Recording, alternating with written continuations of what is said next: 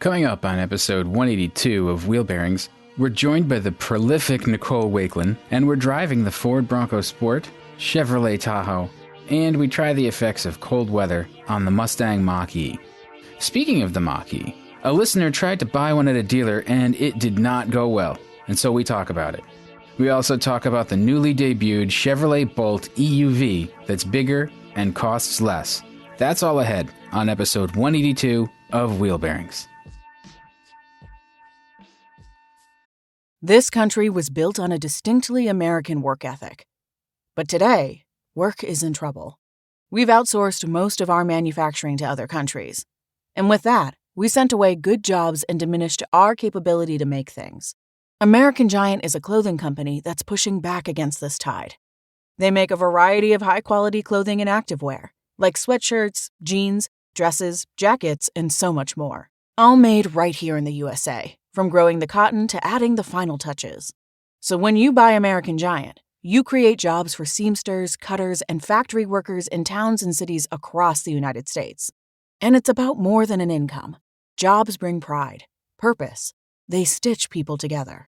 If all that sounds good to you, visit American-Giant.com and get 20% off your first order when you use code STAPLE20 at checkout. That's 20% off your first order at American-Giant.com with promo code STAPLE20. Did you know you can support Wheel Bearings directly? Head to patreon.com/wheelbearingsmedia and you can become a patron today. Your contributions will help fund the platforms and tools we use to bring the podcast to you. And exclusives and improvements are already on the way thanks to your generosity. So if you want to be part of an automotive podcast like no other, head to patreon.com/wheelbearingsmedia. We've updated the Wheel Bearings merch store, and now there's a whole bunch of new choices, new colors, new styles, t-shirts, sweatshirts, hoodies, hats, mugs, travel mugs, stickers, aprons, tote bags, you name it. You can get your Wheel Bearings merch at shop.wheelbearings.media. Go check it out. That's shop.wheelbearings.media.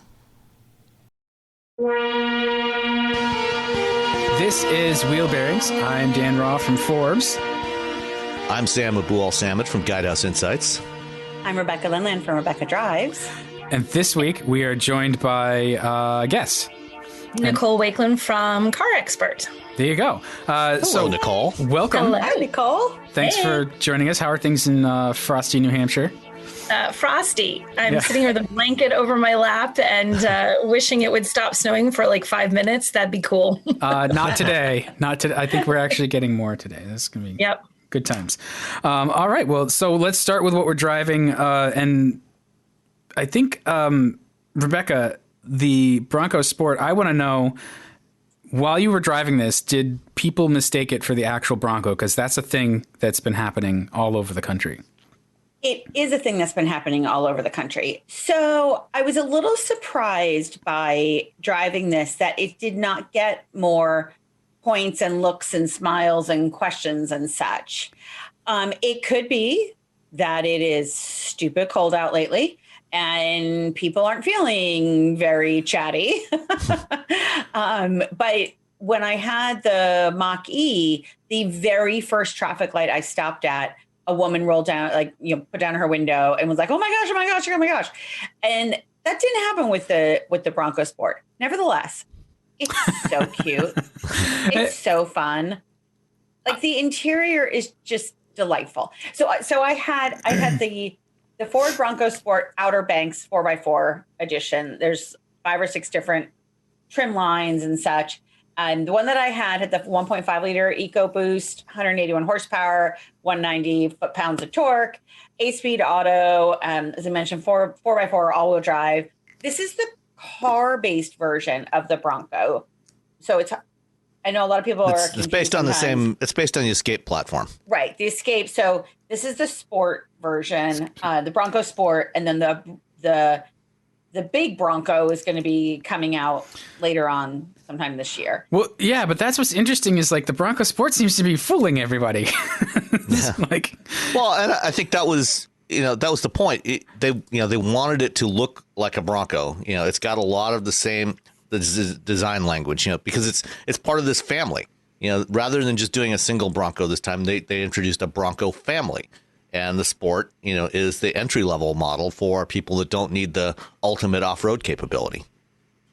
Right. And it does look very, very similar, so this is the perfect vehicle for places like, for warm weather climes where you don't necessarily need a full-time, an all-wheel drive, super off-road capable vehicle. I mean, it's so cute. And I was absolutely delighted with the interior. And I know some people on my Instagram, people ask me questions about the build quality of the interior. I thought it was really good. I know a number of us actually have been in this vehicle, maybe not mine in particular, but have been in the Bronco Sport. But I thought the fit and finish was really nice. I thought the selection of materials was very good. There's some different textures to it. Mine had kind of a grayish brown interior, and I had some friends over and they were, they looked inside and they were like, oh my gosh, I love that. It's kind of like almost like a flannel gray. And I don't know, I just thought they did a really nice job. It was cute. Like in the back, they have brown and black interwoven for the back seat pockets. And it kind of reminded me of the Harvey pocketbooks that are made out of seatbelt material that are like kind of the required outfit for women in the automotive industry. But it's this same look in terms of utilizing, kind of rugged looking materials like a seatbelt material. So I thought they did a really good job on the interior. I thought it was really, really appealing. So the drive in it was interesting. As some people know, I am purging the treehouse. And so I'm trying to get stuff organized, and I have a rather extensive collection of Pfaltzgraft gourmet brown drip dishes, stoneware from the 50s, 60s, and 70s in my collection. So if you would like any, please send us an email too. No, if you're selling any, because I still haven't given up the habit yet. Oh, you're gonna nice. But so I sorted through, and some of it had to go to storage. So I actually had probably a dozen boxes of dishes in the back of this thing. And I got to say, the whole way, 13, 15 miles, something like that, mostly on I-95, but a little bit on back roads as well, they didn't make a sound. And it's not that they were packed so well. I mean, I did pack them carefully, but inevitably dishes rattle. Like that's kind of what they do. And this thing was silent. I was so impressed. And so not only could it hold a ton, but the ride on it was so soft and not in a bad way, but like very smooth that, it kind of handled any different tarmac, any potholes. It was really, really impressive because those dishes can make noise, let me tell you. And so just having, that kind of experience, it was quiet, refined, and really, really fun, so I really liked it. So the Bronco Sport starts at around 27,000. And then the one that I had starts at 32 and as tested was 36. I did notice that the freight was almost $1,500 on this. I don't know if that's how it is going to be on the other Bronco that's coming from the States. This one is made in Hermosillo, Mexico, but that seemed high. I thought only FCA or Stellantis or Fiat Chrysler or whoever they are, I thought theirs was one of the only ones that for freight was this high. Well, yeah. Well, this is something I wanted to talk about, perhaps next week when we talk about the F-150 I'm driving right now. But it seems like Ford is following Stellantis in this path towards these hidden price increases through the freight charges, because the F-150 I'm driving, the freight charge on that is $1,700. Yeah, I just looked at it. Came from Dearborn, which is like 20 miles away from me. Holy cow! Like you could almost walk there and get it. Yeah. I mean, it'd be a long walk, but yeah, you're right, Sam. Because I had one as well, and it was $16.95. Yeah. Now, what's it on the Mach-E? Let me just look real quick. Sorry about the paper rustling. What's the company in Romulus? Interesting. So the Mach-E is $1,100. United Road needs to make their money. But it's interesting. I know other companies will have different charges for different vehicles, but yeah, that caught my attention. Yeah. And, of course, Ford, like most automakers, does not, when you look at their consumer website and you look at the prices, the starting prices, they don't include the delivery charge in the price, right? Which is, and it's not like it's an option. You have to pay it. Right. So I think, this is something I think that, needs to change. I think all manufacturers should be required to include any mandatory charges in that starting price. Because otherwise it's a bait and switch. And this is something actually, we're going to talk about the Chevy Bolt later, but this is something that GM has actually started to do, is include the delivery charge in the price that they show on the site. Well, and you can spin it to say, look, free shipping. Yeah, well, I mean, technically, shipping included, right? Yeah, shipping. Exactly. Yeah, I mean, it's included anyway. You have to be careful with those words. I listened to the America's Test Kitchen Proof episode yesterday about orange juice, and they can't say fresh squeezed, but they can say squeezed from fresh oranges. And that's the kind of thing you have to be like. It's just. As opposed to what? Squeezed from, rotten oranges? It's about like Minute Maid and Tropicana. So like Minute Maid was orange juice from concentrate, and Tropicana was pasteurized. And there's the whole thing about, how you process it. And Tropicana was trying to say, like, we don't process it at all, which is nonsense. Of course they do. But they can't say fresh squeezed because it's not. But you can say squeezed from fresh oranges because at some point in the process it has been. And it's wow. Chicanery. These are the diversions that we go on. Sorry. I didn't mean to divert us. What I'm thinking about is the fact that champagne only comes from certain regions. You can only be champagne if you're from that region in France. Otherwise, I don't know, you're breaking international law or something. It's the same with most wines, like Burgundies and things like that. Yeah. But that's a topic that I'm happy to go and explore further at that location. And champagne. I would, yeah. You know what, Rebecca? I think that's a good call. The next episode of this, I will go with you to champagne. Exactly. I'll take one for the team. I think if we ever get big enough, go all the way to Illinois just for us. Champagne. It's a nice Urbana bubbly. I think if we ever get big enough, we can have a budget where we can actually assign stories. We can you go. Send you there. One. Yeah, right. It'd be great. So anyway, I thought the Bronco Sport was great. It's just a fun. I love the styling on it. I thought it behaved really well. What do you think of the engine? So that's the triple, right? I would like to try the 2.0 liter. Yeah. It was at times a little underpowered. You're not going to be overtaking anybody, in a crazy amount. I thought it was okay. I mean, I didn't sit there and think, oh my gosh, come on. Like I have, in a smaller engine, but 1.5 liter is 181 horsepower. I mean, it's, as I said, I'd love to try the 2.0 liter. I think that would be really interesting. I think it depends on what kind of driving you're doing.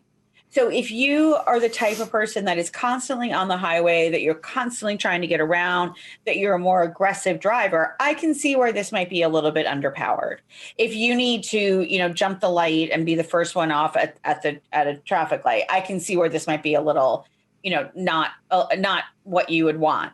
But I think for around town and, more of kind of the errands sort of thing, if you want something that's cute and fun and, and has the power when you need it, but not necessarily the, full amount, I think it's good. I mean, I was picturing like college kids in this, younger buyers in it. I mean, that price point is pretty good. It's not, it's not cheap. That seems really expensive for younger buyers. The thing you got to keep in mind about the Bronco Sport is it's only available with 4-wheel drive. There's no front drive version of the Bronco Sport, and it's not all-wheel drive. It's a full-time 4x4. It's a full-time 4-wheel drive system. So that's standard. Oh, so it's expensive and it sucks gas. Well, I mean, if you compare 26 combined, that's not terrible. If you compare it, to any of the all-wheel drive compact crossovers, it's comparably priced. It's not significant. It's not more expensive than a CR-V or a RAV4 with all-wheel drive, and it's got a much more capable 4-wheel drive system than those do.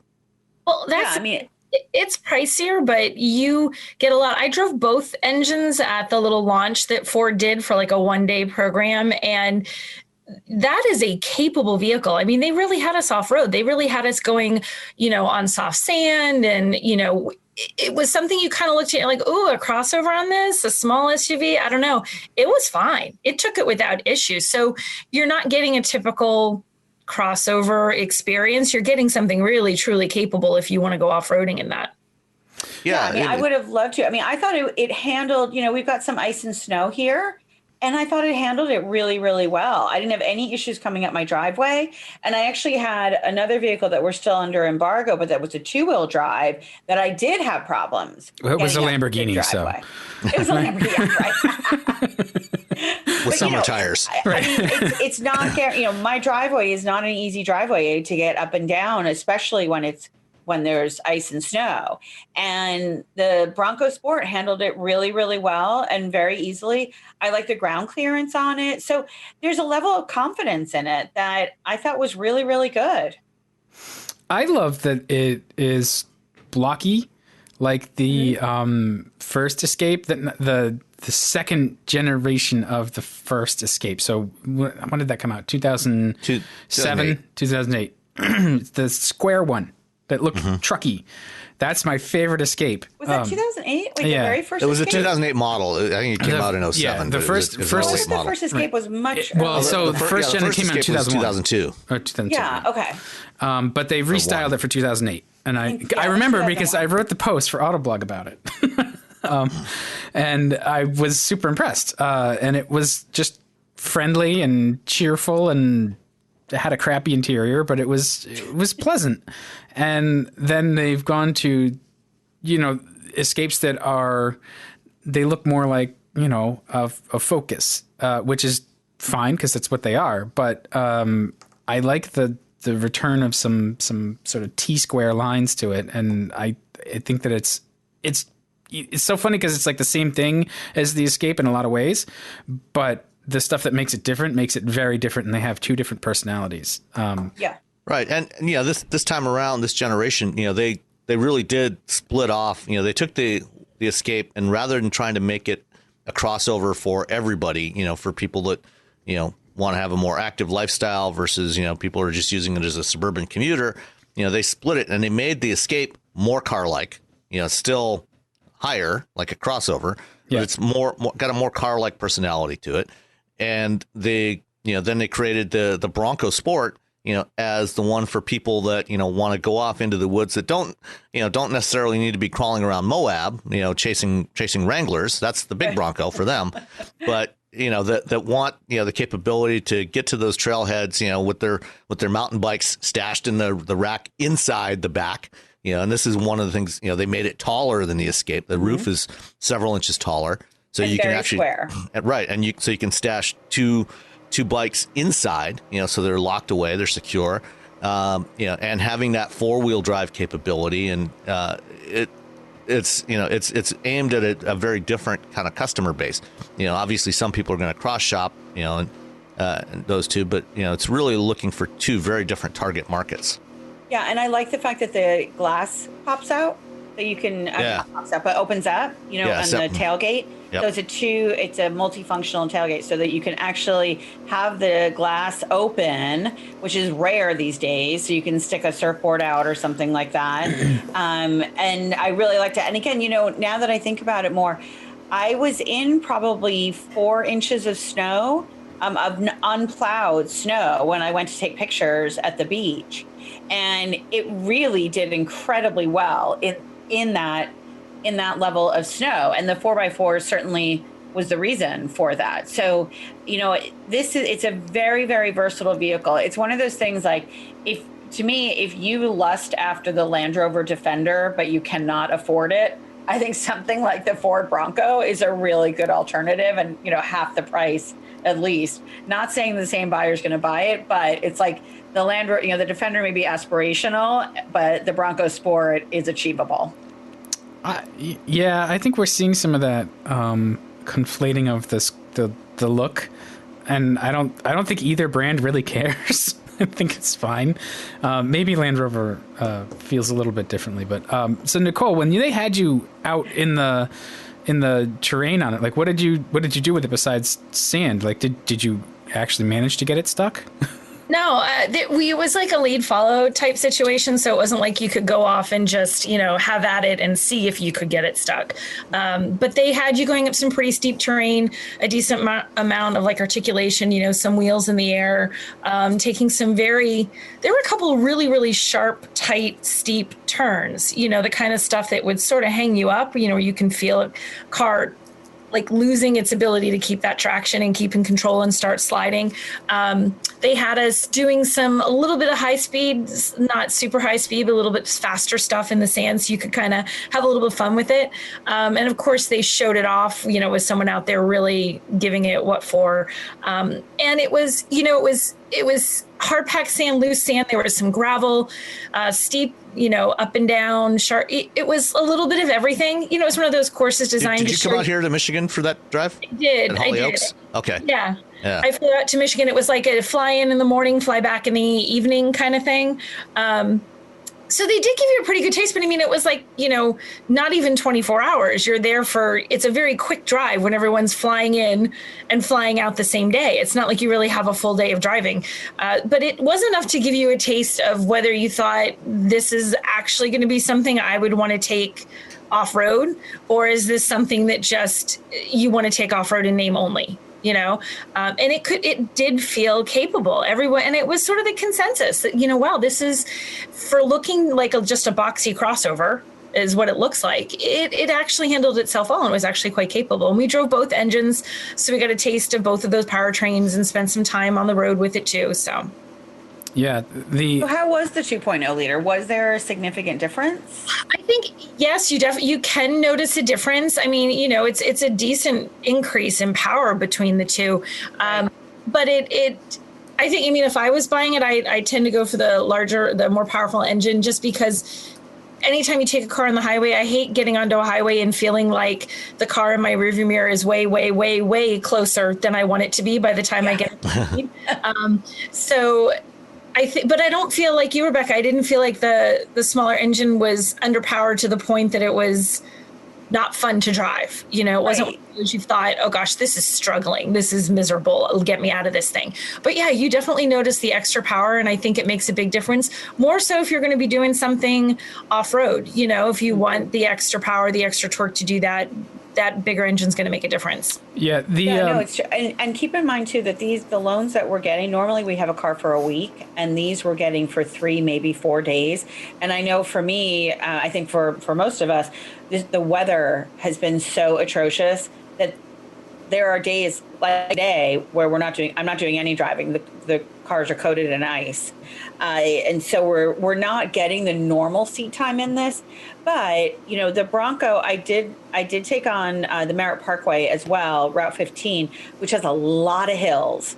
And again, I'd never felt like I wanted to come on, let's go. Yeah. It was still very, very capable. So that 1.3, the last, or 1.5, the last time I drove that, I was impressed with the last time I drove the Ford Triple, I can't remember which size it was, but I was impressed with its torque. It doesn't feel like a 3-cylinder because it's pretty muscular, and it's not all that small. So it has good torque until it runs out. So that's where I felt like it's more powerful than you'd expect, and then it just sort of drops off at a certain point. You find the limits of its I guess you'd call it bandwidth, and that's, I think, the difference between that and the 2 liters. The 2 liter probably has, it can stretch it's got more power overall, and it can sort of stretch it a little bit too. Yeah, sure. It goes from, I'm double checking, 190 pound-feet up to 277. So when that's a lot. Yeah, it's a big difference. So you're gonna feel it. It is. It is noticeable. Yeah, it is definitely something you're gonna notice.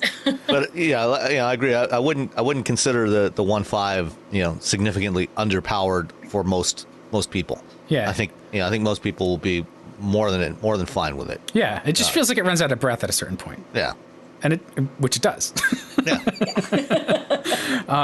All right. So, Nicole, You were Yes. driving the Tahoe that I was supposed to have because I had the Escalade that you were supposed to have. And I'm never going to get an Escalade. I'm going to call you out on it, Dan. I have never once ever in my whole life driven an Escalade, and I still haven't because you kept it from ending up in my driveway. I'm sorry. I blame the COVID. No, I'm going to blame you because it's more fun. That's fine. We do that all the time with Dan. So Right. That's fine. Yeah, I have the Tahoe, the Premier is what I was driving. And like Rebecca was saying, we've had miserable weather here. So if I wanted to drive it, I was going to take it out in snow and ice and the kind of stuff that you should not be going out and driving. But it's not yours, so who cares? It's This is Right. not actually how we operate. We are very responsible, but I'm just... I am very responsible. I was very careful. And this is, as the one that I had, it was just over $71,000. So it's not cheap. It's going to hold all your family and friends and half the town, but it's an expensive vehicle. It is great to drive it though. Like driving on the highway, we had a time I was driving and there was probably a good 4 or 5 inches, and it has sort of gotten packed down into that icy, rutted mess that's very likely to send you careening off the road. And for a car that big, I mean, it's big, it's substantial. It doesn't get away from you. I was truly impressed driving it on the highway like that because I thought, okay, I gotta go where I need to go today. It's going to be kind of sloppy. I'll take it easy. I wasn't even nervous. There was no sense of the car getting away from you, and big vehicles will do that in that kind of snow. Yeah. I know the whole 4-wheel drive thing makes them better, but there's that heaviness when you hit a rut and it tosses you to the left or tosses you to the right. Suddenly all that weight is not your friend because it really throws you, you know? Mm-hmm. Yeah, exactly. I felt the same way with the Escalade, and that's about as much as I'm going to say about the Escalade because we talked about it last week. But I think this generation of GM SUV feels really not necessarily nimble, but light on its feet in a way that you wouldn't expect. It still feels heavy, but it feels wieldy instead of unwieldy. Yeah, like big vehicles can feel kind of cumbersome. I mean, you have the 4-wheel drive so that you have better traction and you have the ground clearance so that you're not going to get stuck in that 1-foot snowbank at the end of your driveway.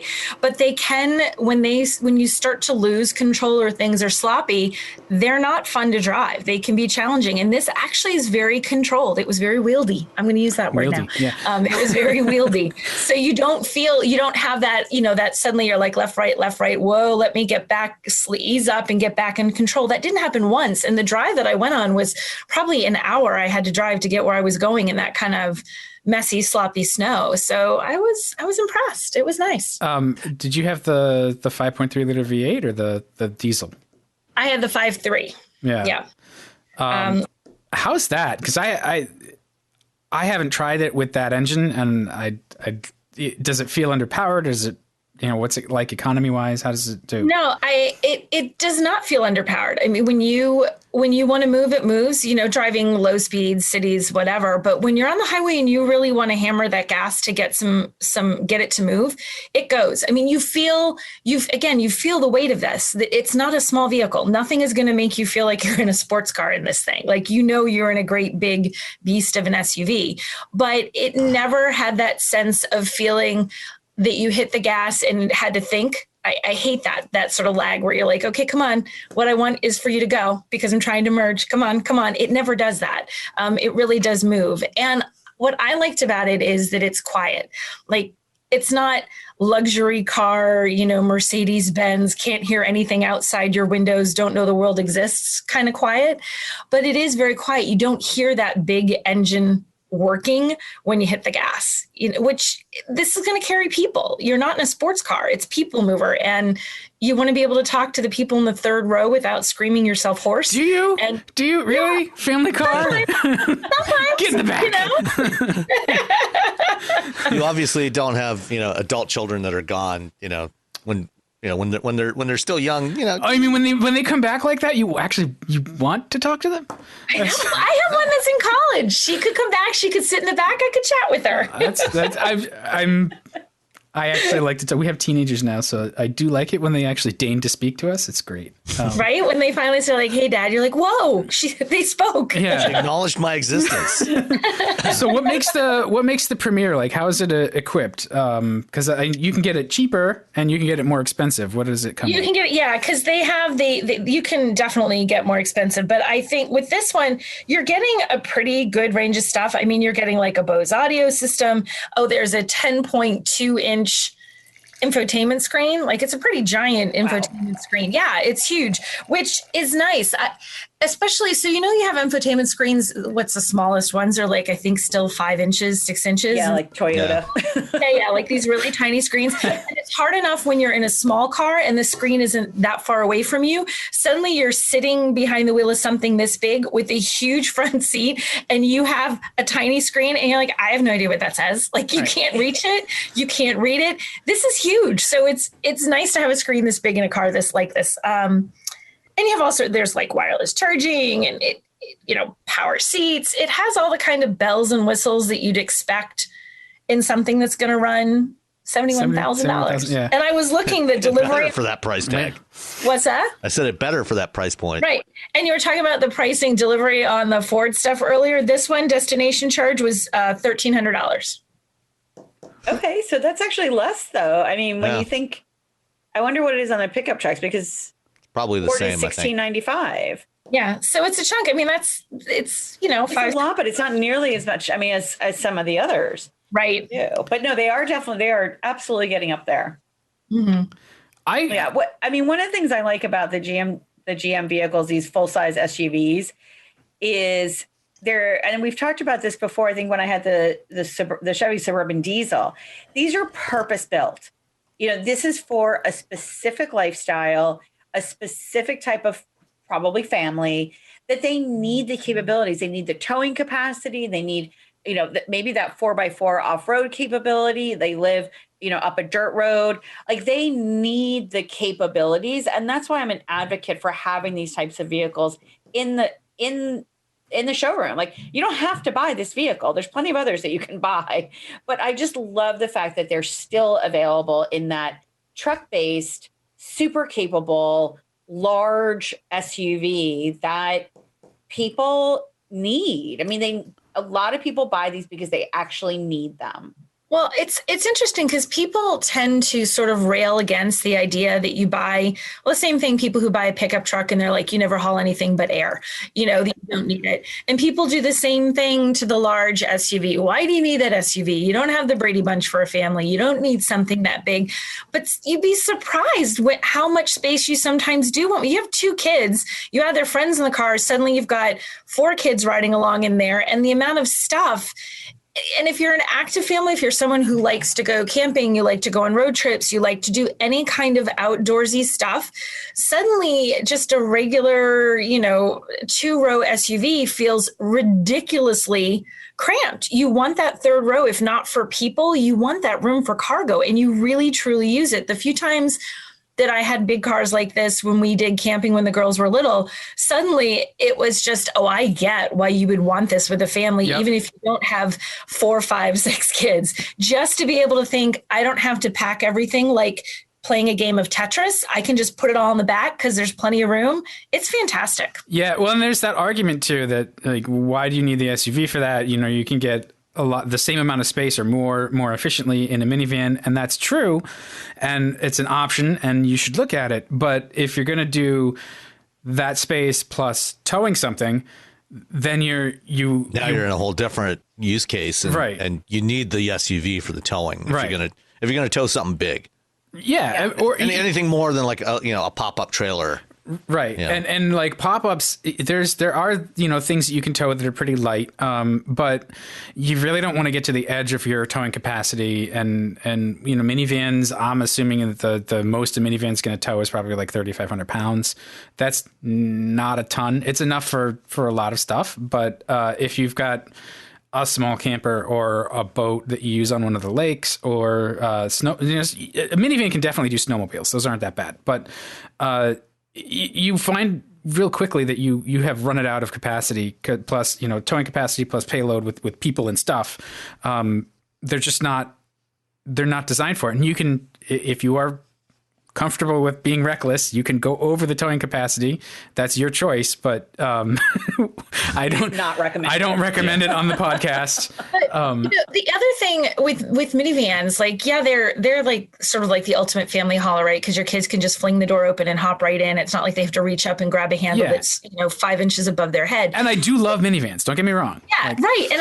And you can get all-wheel drive minivans out there, but the one thing you don't get in a minivan, because I have done this, is they're lower. They just don't have the ground clearance of an SUV. Mm-hmm. So when it comes time to just have to plow through, like I said, if you're doing anything where you're even like a dirt road that's a little bit rough, where you've got some ruts, if you're going into a field to park the car at a fair, if it's the wrong kind of field, and if there's snow and you try to get through a driveway, you're probably going to get through the snowbank in your Tahoe. You might not get through the snowbank in your minivan just because it's low enough that it's just going to get stuck. 4-wheel drive or all-wheel drive or no, it's going to get stuck, and an SUV probably isn't because it's higher. Yeah.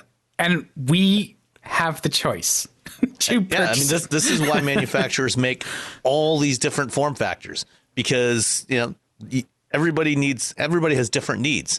If you live in New Hampshire and need to go through 4-foot snowbanks, that's why you have Tahoes.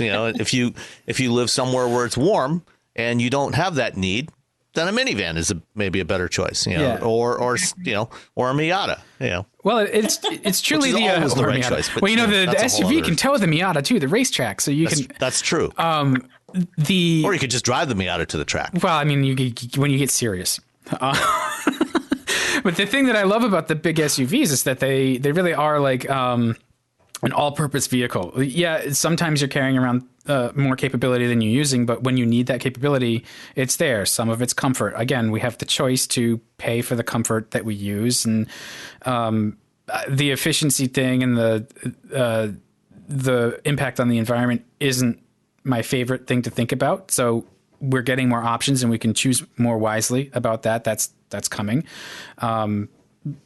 Make your own peace with that, I suppose. Yeah, before long, we're going to have electric, full-size SUVs. I mean, they're coming in the next couple of years. And they're so much more efficient than they used to be. Oh, yeah. And with cylinder deactivation, with what kind of fuel economy did you get, Nicole? Oh, you know what? I'm going to be honest. I didn't check the fuel economy in it. I didn't look, so I don't even have an answer for you. Sorry. My guess would be it's in the teens. When I had the Yukon Denali a couple of months ago, I think I got like 14 with it, 14 or 15. But that was with the 6.2. Yeah. And then also we have the diesel version, and if you can fit 6 people and only take one vehicle rather than 4 people and a second vehicle, that's also something. Whoa! About. Now you're starting to make the case for trains. There's always a case for trains. Yeah. I love trains. But yeah, that's true. And like Nicole said, I sort of fell in love with the big SUVs for the same reason. Like if we were to go somewhere with all, there's only 4 of us, but you've got the dog. The dog's a member of the family. If you want to go somewhere for like a weekend, well, you got to pack the kennel for the crate thing. Crate, yep. Yeah. It doesn't fit in everything. Barely fits in the back of the Grand Cherokee, and it folds flat, so I put everything on top of it. But then you've got like full luggage, full back seat, full in the front, and you get here's the thing for snacks, and you wind up really cramped even in a mid-size vehicle. So having that extra space is nice. And so if you can spring for $70,000 so you get some more square footage, I like them. Well, I was just looking to see, okay, so the Premier is the top. The LS, you can get into it with a 4-wheel drive for $53,000. Right. So that's a pretty big swing. It's a big difference. So if you aren't concerned about captain chairs and leather seats and some of the bells and whistles, $53,000 for a vehicle that size with the capability, it's really about the versatility. You can, whatever it is, whether it's people or whether it's cargo or whether it's putting your dog in the dog crate in the back or towing some huge heavy piece of equipment, you have a lot of options for that price. Yep. And that's, I think that's actually the same reason why people buy the big pickup trucks now too, because the crew cabs are the most popular form. And the reason why it's so popular is because they're freaking huge. They got an enormous back seat, and you can put dirty crap in the back if you need to in the bed. And so it's 2/3 of an SUV, and you don't have to worry about getting the interior messy if you need to put dirt bikes in it or something. So it's great. They're popular for a reason. Purpose built. Yeah. All right.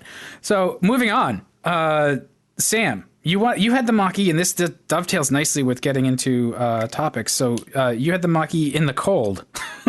Yeah, so kind of overlapped a bit with when Rebecca had it. We talked about it last week. Rebecca's experience with it, but I wanted to focus on cold weather performance with EVs, and this is a real issue because with something like a Tahoe, in winter weather in New Hampshire, one of the advantages, obviously it's a disadvantage in many respects, but one of the advantages of a big internal combustion engine is it's a source of waste heat.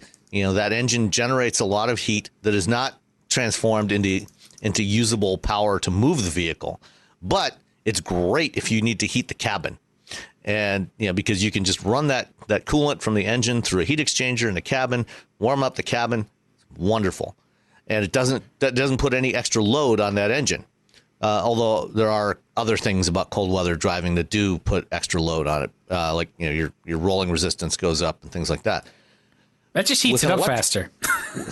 With an electric vehicle, you don't have that source of waste heat, which means that if you don't warm up the car in advance, if you want to raise the temperature from, let's say, for example, 6 degrees Fahrenheit up to, something more comfortable like 65, that takes a lot of energy, and you're pulling that straight out of the battery because you're going to have to run some sort of either a heat pump or a resistance heater to heat up the air in the cabin, and also run your seat heaters and things like that.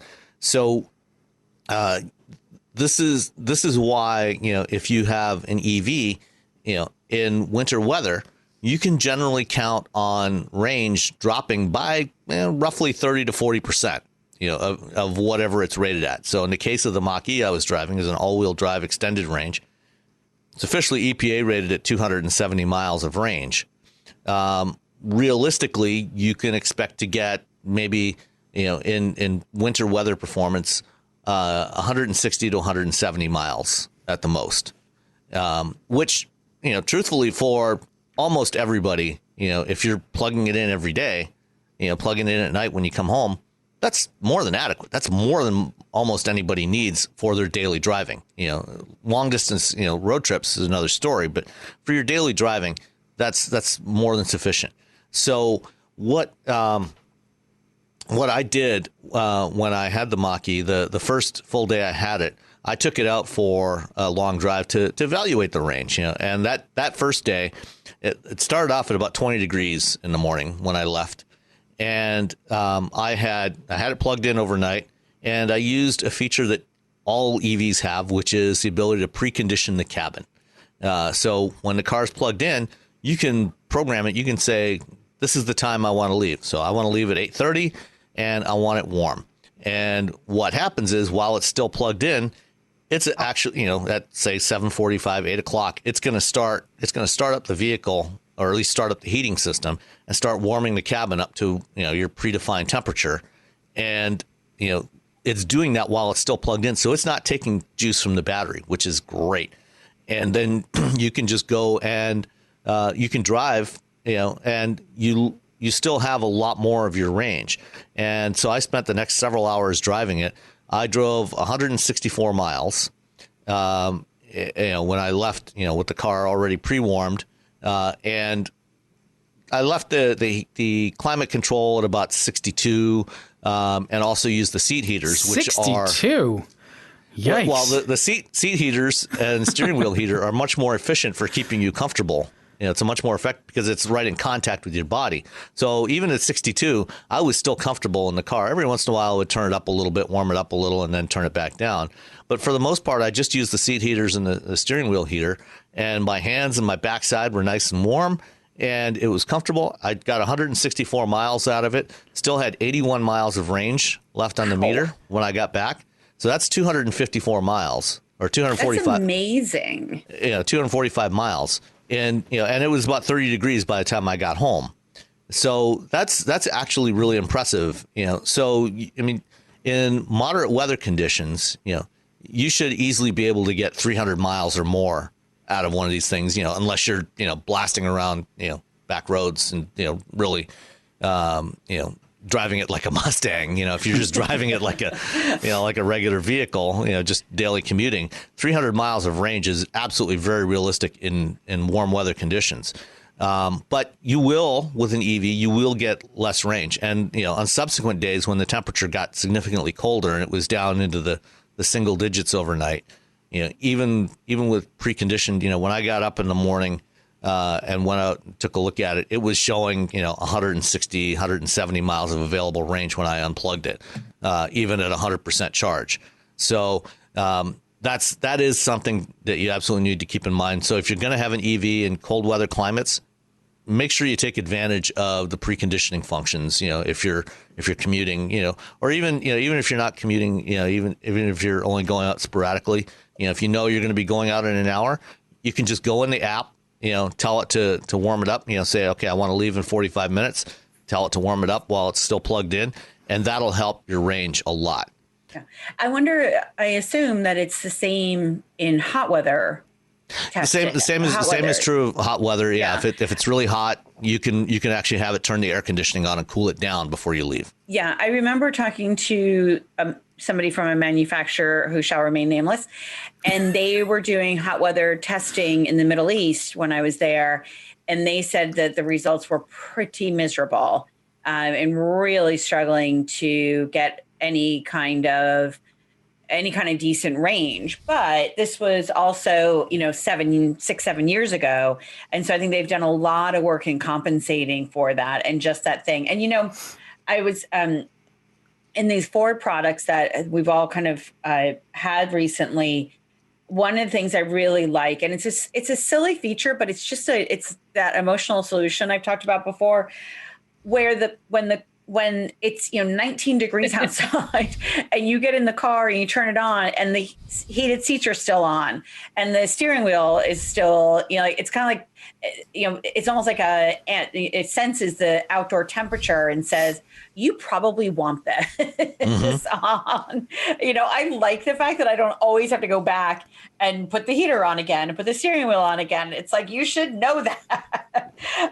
Now, one thing I was wondering with the app, because I know like my little Coco, my Buick Encore, I know I have that same kind of like you can start it up and all these different things, and I never remember.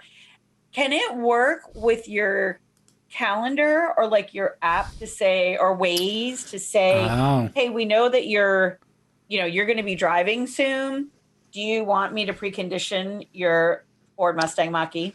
And if it doesn't, it should, and I'll take the royalties on that. I don't think the Ford app, the Ford Pass app, does that yet. It doesn't do calendar syncing, but I think that is something that's in development. But you can, like if you have a regular schedule, if you're not like us and, you leave for work at, roughly the same time. Nobody leaves for work anymore. At roughly the same time every day. Yeah. You can go in the app and you can set up a schedule. So you can say nice. Monday to Friday, I'm leaving at 7:30 every morning, and I want it warm. Or cool or whatever, whichever is appropriate. Or weekends, 9 o'clock, if I want to go do some grocery shopping on Saturday morning, things like that. So you can set up a schedule. And so it's not syncing directly to your calendar, your other calendars yet. But I think that's something we will see in the not too distant future, especially, a couple years from now, when Ford starts rolling out their next generation sync system that has that's based on Android Automotive, because that's going to have full support for all the Google apps. So if you're using Google Calendar or other calendar apps that are running, that it can run right on the car, then it'll have you can give it access to all that stuff. They're going to know where you are and what you're doing at all times. Well, they already know where you are and what you're doing because all the cars are connected. Yeah, but your cell phone provider knows where you are all the time. That's my feeling. You know what? They know it already. I might as well take advantage of it. At least make my life easier. I'm going to wrap my phone in roofing lead. If they're gonna abuse us, they might as well give us something for it. It must be productive. Yeah. But the apps that learn, like I think Volvo and maybe BMW and some of the other premium brands already do that, where they use a little bit of AI to sort of learn your patterns and provide information that might be useful to you? So like the Volvo app will say, hey, I've detected there's a traffic whatever on your normal route. You may want to plan ahead or something like that. So it definitely exists. It just may not have trickled down to the super mainstream yet. Yeah, I have no problem with that. So there is one other thing I want to address as well. And again, this was something I experienced with the Mach-E, but it's a universal thing with EVs. Again, related to cold weather, and that's charging performance. So the Mach-E supports charging from DC fast chargers at up to 150 kilowatts. And at 150 kilowatts, you should be able to get, from basically, empty to an 80% charge in between 35 and 40 minutes. However, lithium-ion batteries, are very sensitive to temperature. If it's too hot or too cold, they don't like to take a charge. They have a relatively, they're like humans. They have a fairly narrow range of temperatures where they're comfortable, usually somewhere in the range of 40 to 75 degrees Fahrenheit. And if you're outside of that band, they don't like to be charged as fast. They simply won't take a charge as fast. Or if you do try to force it, it can damage the battery. So, when I went to take the Mach-E to my local Electrify America charging station, just a few minutes away from me here, and plug it in to top it off, I found that it would, because the temperature was about, 15 degrees or so at the time, it would not charge it over like 48 kilowatts, which is about 1/3 of its rated speed.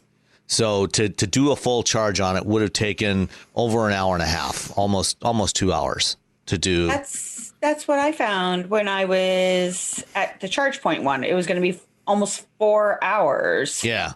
It actually didn't give it. I didn't know exactly how much it was going to be, but it was sub-op. I charged for an hour and 15 minutes and got like 25 miles. I mean, it was painful. That may have been a different situation. That may have been a limit of the charger. Right. The charge point charge. I don't think ChargePoint has 150 kilowatt chargers yet. Yeah, no, it was a level 2. Oh yeah, okay, that's why. Yeah. But this was a level 3 DC fast charger, and it still would have taken over an hour and a half to fully charge at those temperatures. And again, this is something that manufacturers are working to address. So one of the things that Ford's working on that's going to be in an upcoming over-the-air update for the Mach-E is preconditioning the battery. So if you go in the nav and point it to a charging station, you want to go charge it up and say, okay, I'm going to the charging station, so it knows that you're going to charge it. It will actually manage the cooling system of the battery to heat it up, to bring it up to a temperature where it can take a charge at a faster rate. So then when you get there, then you can just plug it in and it'll start charging, at 150 kilowatts instead of at 45 kilowatts. So you'll get that charge in there much faster because the battery has already been pre-warmed. But if it's been sitting overnight in your driveway, or sitting outside for a couple of hours, in those kinds of temperatures and cold soak, then, it's going to take a while to warm up that battery to a temperature where it can take that charge.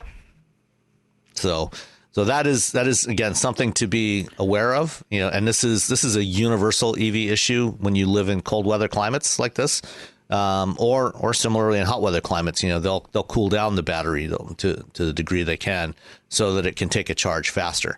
But I did experience the plug-in charge with the Mach-E. This is a new standard that was just finalized last year, and Electrify America is the first charging network to implement it.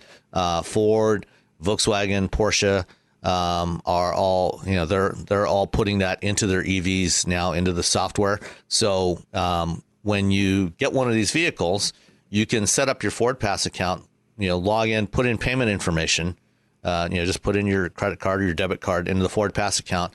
And then I pulled up, the car was already set up with a Ford Pass account from Ford. They had already pre-configured it, so I didn't have to do that. You pull up, plug it in, wait about 30 seconds while the charger communicates with the car, authenticates your account, and then it just starts charging. you don't have to mess around with any RFID tags or, putting in your credit card information or anything, setting up any kind of account. You do it one time, when you get the car, and then you never have to worry about it again. So hopefully all the other charging networks will be implementing this over the next couple of years.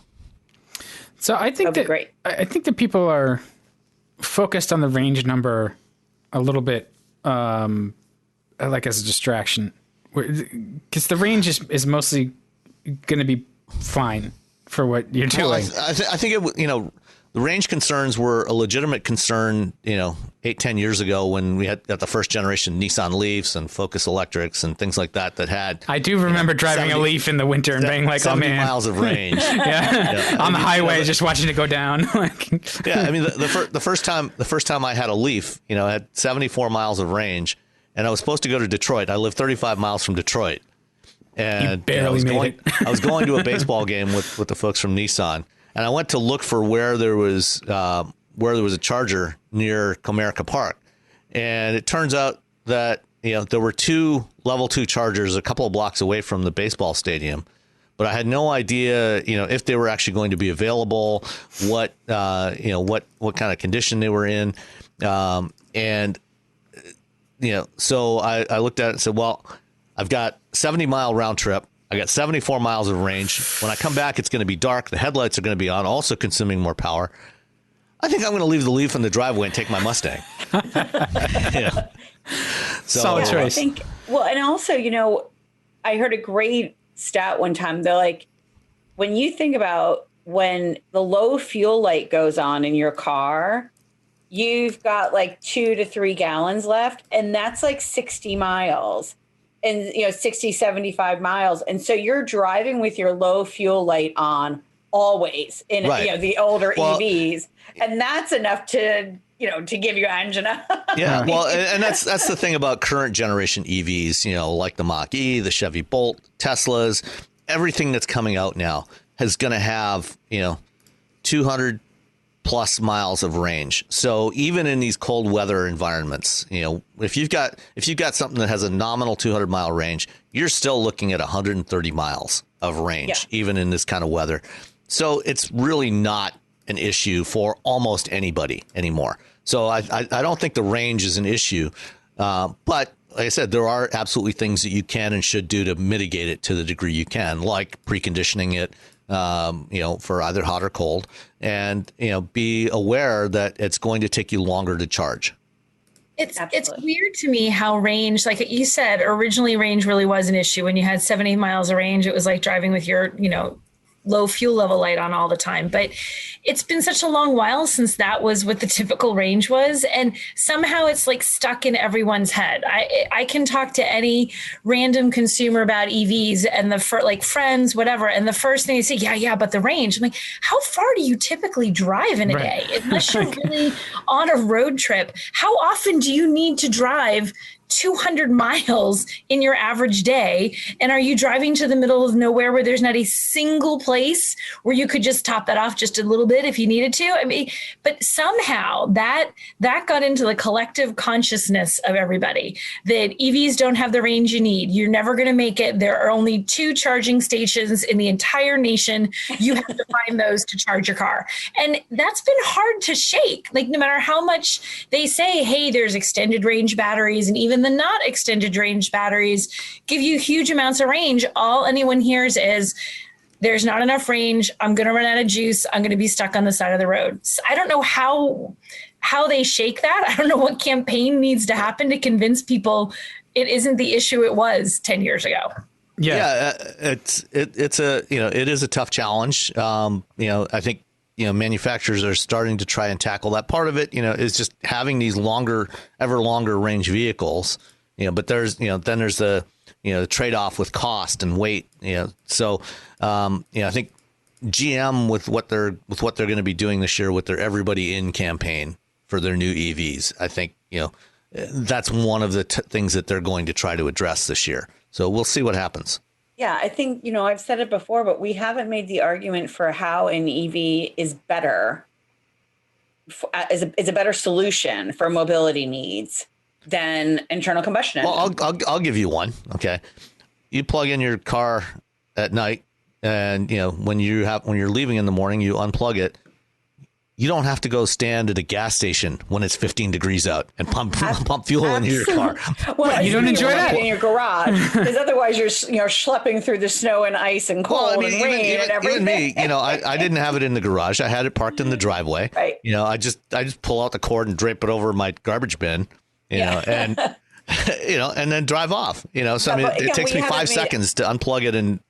I know. I'm not saying that they're not. It's just we haven't made that argument to the general public. Right. So that is an absolute advantage, not having to stand there, at a gas station when it's that cold.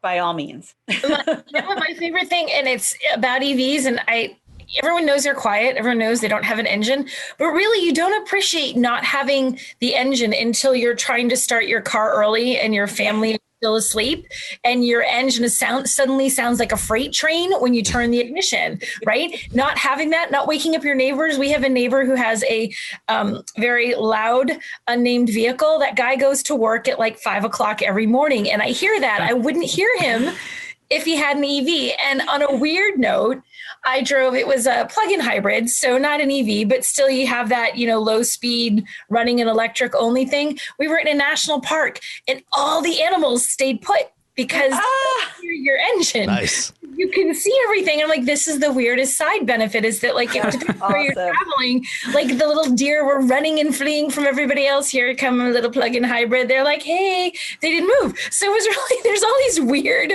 side benefits to the quiet. That's National great. Park mode. Yeah, exactly. Park mode. That should be a mode on the vehicle. Or jack lighting mode. You get arrested for that. I always have to go dark. I don't know why.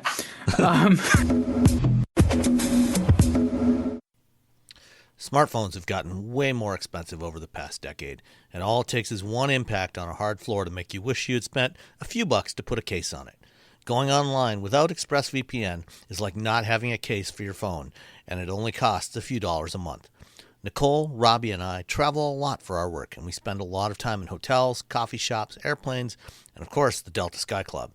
Connecting to the Wi-Fi in any public places with shared Wi-Fi puts your data at risk because bad actors could be intercepting what you send and using it to steal from you. It only takes some cheap hardware to intercept Wi-Fi data, and even a smart preteen can do it.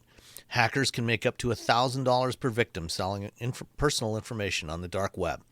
ExpressVPN stops the bad guys by creating a secure, encrypted tunnel between your device and the internet. ExpressVPN uses state-of-the-art encryption that would take a supercomputer up to 1 billion years to crack. I have ExpressVPN on all my devices, including a MacBook Pro, Windows laptops and desktops, and Android and iOS phones and laptops, or tablets. When I want to be secure, I just launch the app, click once to connect, and my data is secure. As I said, I travel a lot for my work, and I have to connect to countless public Wi-Fi networks in many countries. I have ExpressVPN on all my connected devices so that whoever else is on the same network can't see any of my data. That's important because I often have to check banks, credit card accounts, and transmit client data that might be sensitive, as well as filing articles on news that might be under embargo. ExpressVPN protects all of it, and I've been paying for my own account for years. Secure your online data today by visiting expressvpn.com/wheelbearings. That's EXPRESSVPN.com/wheelbearings, and you can get an extra 4 months for free. expressvpn.com/wheelbearings. At Arizona State University, we've made online education better, smarter, and more personalized so you can go further in your aspiring field. I decided to pursue medicine once I realized that ASU did have the online program for biological sciences. You're still required to learn the same curriculum. You're still being tested on the same content that anyone would be tested on in person. The comprehensiveness of the program prepared me so well for medical school. Explore over 300 programs at asuonline.asu.edu. Let's move on into topics. But first, before we do that, Nicole, I know you introduced yourself at the top of the show, but we should give you a chance to sort of tell our audience who you are, where to find your stuff, what you do, all of those self-promotion-y things. Okay, all the self-promotion things. Thank you. I freelance, so I write for a bunch of different outlets online. I write for Car Expert. I write for Auto by Tel. I write for Rebecca Drives. That's the big one. That was a big one. I should have led with that. Exactly. I don't know what I was thinking. I also write for the Boston Globe and the guys over at Car Talk. So I'm kind of all over the place. And I'm pretty active on social media too. It's just my name, Nicole Wakelin. If you Google that, you will find me on Instagram and Twitter, and you'll find my website, which is just NicoleWakelin.com. So I'm really kind of all over the place. Do a lot of different stuff, reviews and first drives back when in the before times when those were a thing. Yeah. and so like, is there a particular in Nashua, New Hampshire? I'm in New Hampshire. So I'm about an hour north of Boston. Yes. And tax-free. Tax-free New Hampshire. Woohoo. Is there a particular like perspective that you come at with this? Because I'm sure you will note, as Rebecca, I'm sure you will also note, the auto journalism industry is kind of dude heavy. Is there a particular thing that you... Which is better than heavy dudes. Right. Well, we have some of those too. There's those too. Yeah. Is there a particular perspective that you feel like is missing that you kind of try to put into your coverage? I don't know that it's necessarily a woman perspective or a not dude perspective, but what I try to put in my coverage is that, we can all talk tech and numbers and talk in circles about that at a level that the average consumer is never going to gather.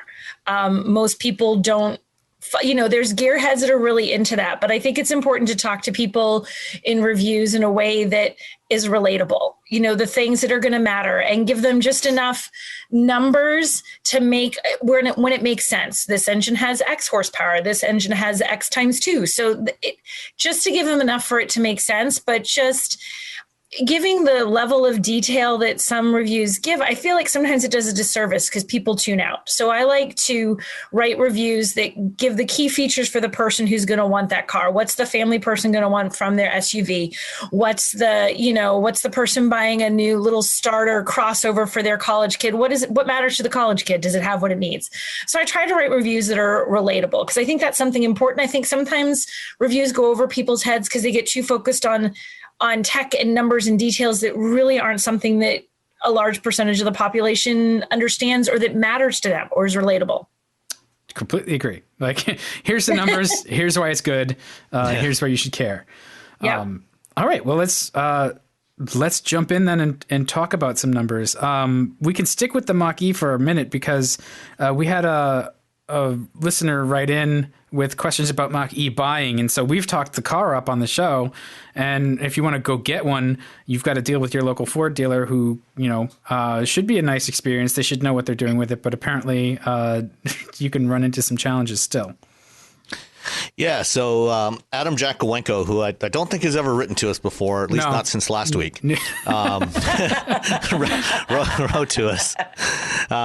He wanted to share my EV shopping experience recently, as I think it highlights a problem with EV adoption that sometimes doesn't get much attention.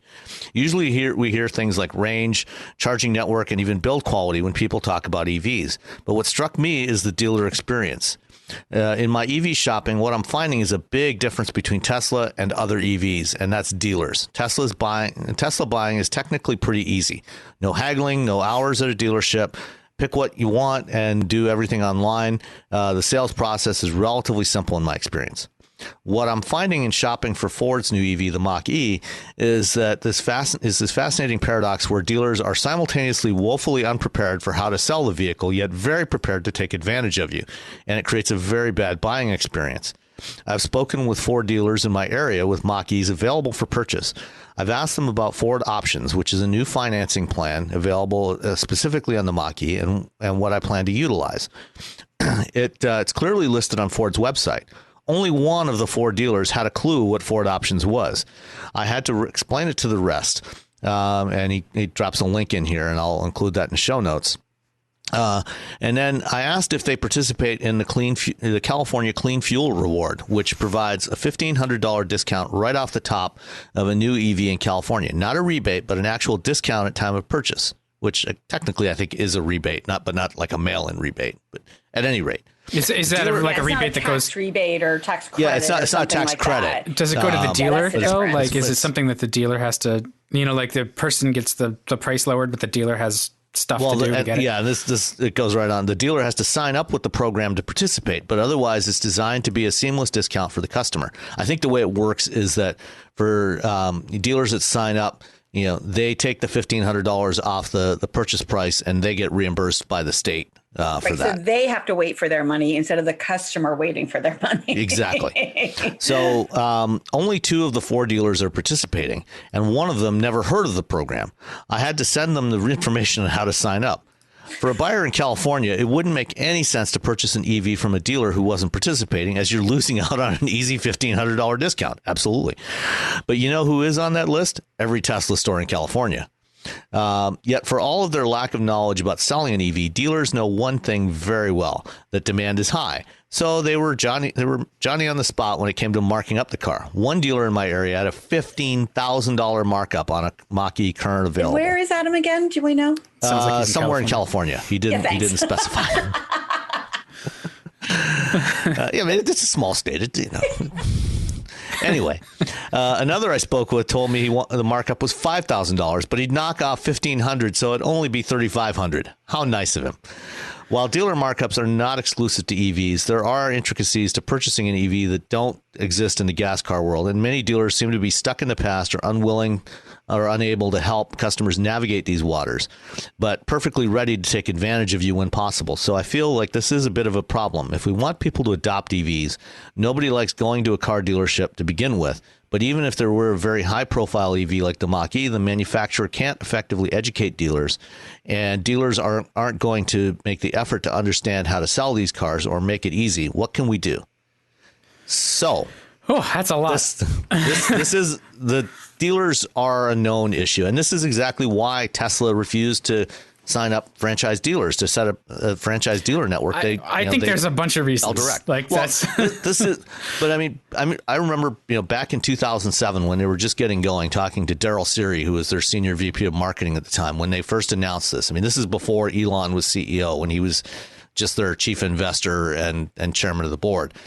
Daryl told me at the time, this was one of the primary reasons why they were setting up, company stores, because they didn't want to have to deal with this nonsense with dealers. Because the problem, the challenge of the franchise dealer system, there are advantages to it, but one of the big challenges of it, these are independent businesses separate from the car makers.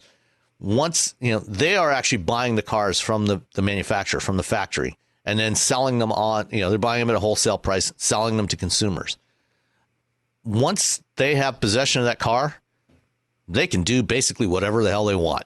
They can add on any markups. They can discount it. They can, force you to pay for undercoating and, all kinds of other nonsense. And this is why, manufacturers have been trying to find a way to work around this problem, because in most states in the country, there are laws that prohibit manufacturers from selling directly to consumers. They have to go through a franchise dealer, and there are limits on what they can force the dealers to do. For what it's worth, I did pass this email along to a couple of my contacts at Ford. As we were talking earlier, I got a note back from Mike Levine, and he's passing it on to the folks in marketing. But this is a real issue, and this is one of the reasons why when Ford announced the Mach-E, one of the things they did was they created this online ordering system. Adam, went to dealers, trying to buy something off the lot. But you can also just go directly, to Ford.com, and GM's doing the same thing with the Hummer. And I think they're going to be doing it with some of their other upcoming EVs, where you can go through the whole order process.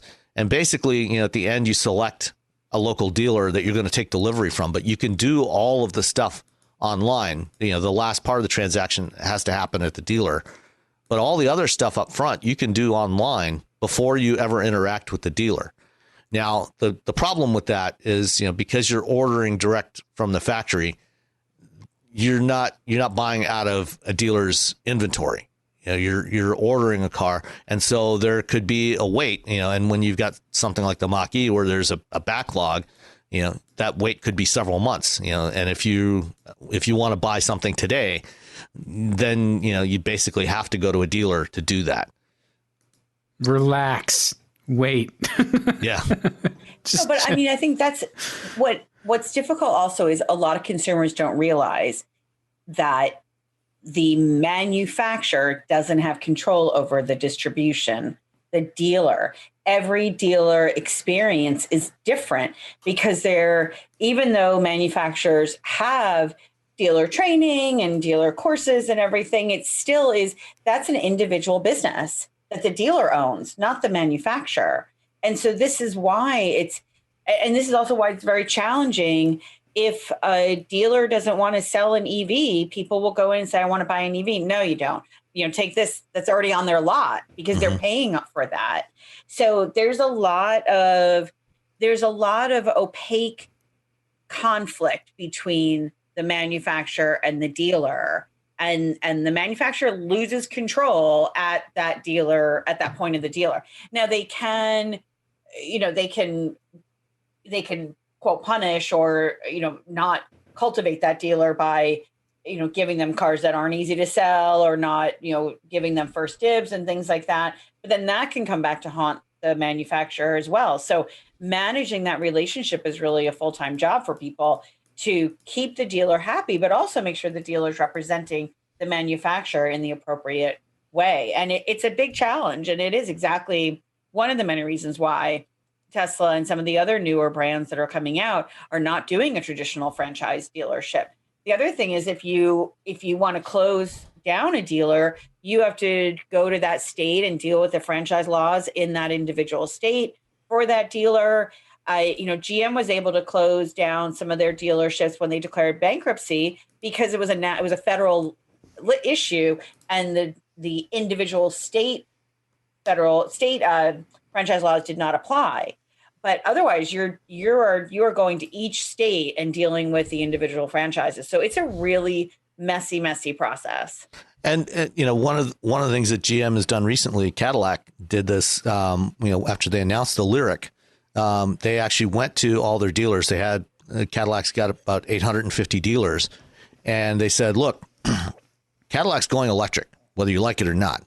Yeah. By the end of the decade, we're going to be pretty much all electric. If you don't want to sell and support electric vehicles, fine. We'll give you an option to get out now. Get out now, yeah. If you don't want to make that investment in the training, the parts, and the service, tell us now. We'll buy back your franchise." And they offered them up to $500,000 to buy back their franchise and stop selling Cadillacs. And they had about 150 of their dealers that said, "Okay, fine. Here you go. Give us a check."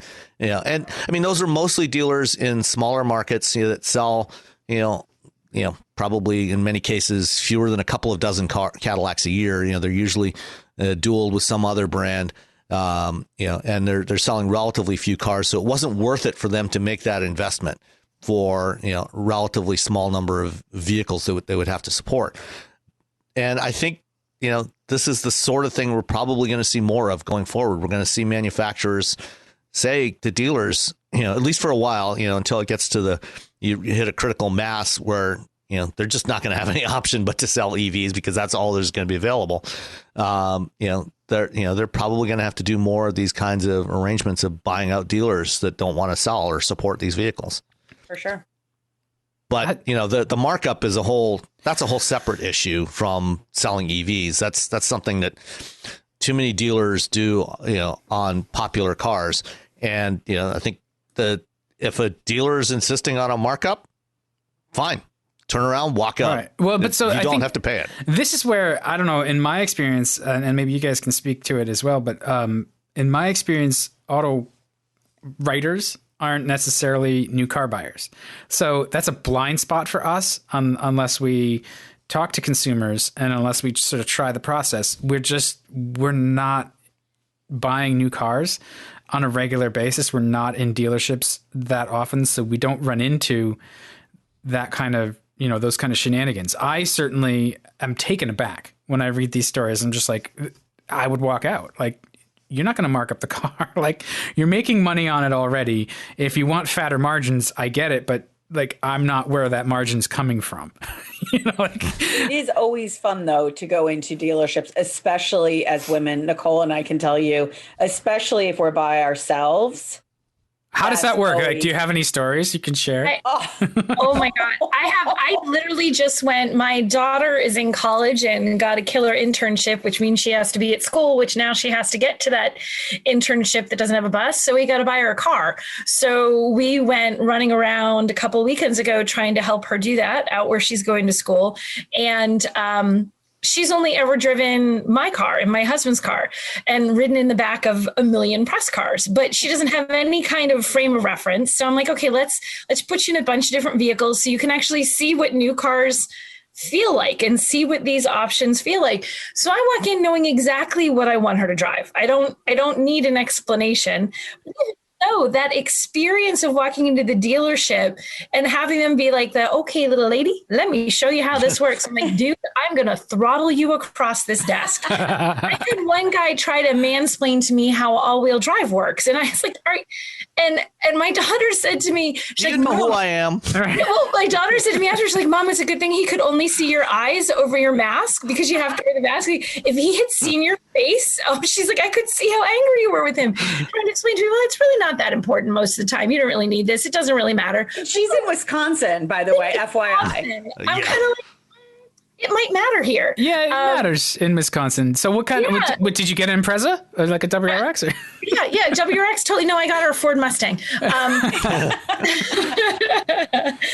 going into these different dealerships, and it is a really, I was thinking about it as we were like 3 or 4 different places.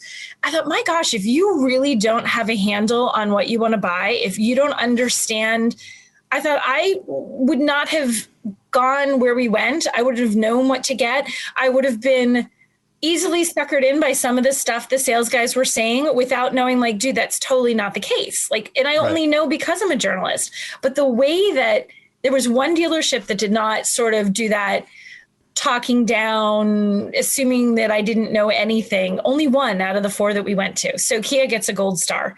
All right. So, but it was a frustrating experience. I had someone try to explain to me how 4-wheel drive worked once at a Jeep dealership and said to me, hey, I was telling my husband about the Wrangler at the time and I'm pointing out the dials and he's like, well, you could take this off-road. I'm like, yeah, you could. Well, no, but you wouldn't really. I'm like, I'm in a Wrangler. It's a Wrangler. I know. I was like, we're gone. We're out. Done. I'm out. And it's like, what is wrong with you people? Like, it's frustrating. It's very frustrating. Well, and I see that like, that's part of actually what sort of frustrates me about the whole like automobile industrial complex is like, they don't know how to talk to consumers that aren't middle-aged men. Like, and it's annoying. And even in that, like when we went and bought, when we wound up with the Grand Cherokee, the shopping experience was a little weird. Cause we had a short list and you go in there and you sort of have to like, throw your weight around a little bit and be like, no, buddy, you have to say something or act in a way that like lets them know, like, I don't need your dog and pony show. I know what I'm talking about. Just like, leave me the hell alone. Give me the keys to the car. We're going to test drive it. And so that was frustrating to me. And then when we got back from a couple of them, like the sales guy would get me like away from my wife a little bit. Like, so like, what do you want to buy? Like, how should I, what direction should I push her? And I'm like, oh my God, we lost the sale. Like, I'm not, no, like, that's not how it works. It's going to be her car. I want to make sure she likes it. It's not my decision. Like, so yeah, it's weird. Yeah, they do tend to, when I walk in with my husband to a dealership, 99% of the time assume that he's buying the car, whether it's my car or his car or whoever. And it's not uncommon. And I only once ever have had something where we sort of walked in together and it was our car. And as we're talking and as we're going over the things, the salesman was great and he was not being condescending and he was talking sort of equally to both of us. And how you're saying, like, you suddenly you've clued in that you know more than the average shopper and they realize it. And the guy literally said, he's like, I'm sorry, I have to ask, are you involved? Do you know something about, like, but he was nice about it. He's like, because you clearly know more about this than most people. I told him, And he actually got even better. It was almost like he had fun. Like, okay, did you know about this? Did you know about that? In a fun way.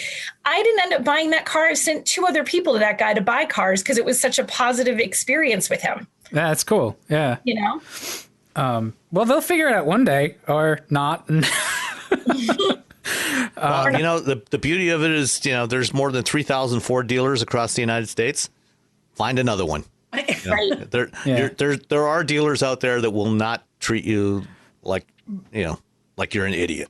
Buying out of state is such a pain, though. That's we bought some used cars out of state. Even in California, there's hundreds of Ford dealers in California. And I mean, and the same goes for every other manufacturer.